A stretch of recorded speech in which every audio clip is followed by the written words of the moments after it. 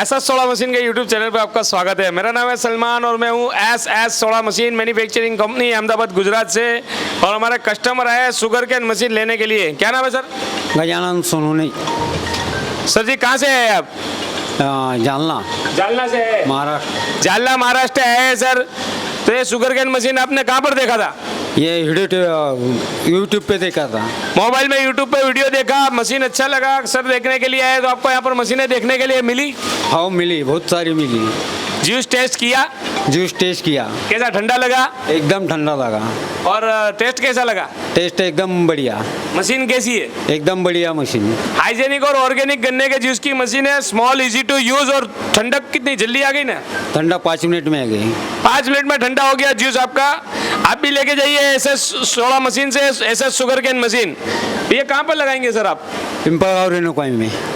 कहाँ पर आया ये आया भोकरदन तालुके में, जालना जिला। जालना जिला? जालना जिला।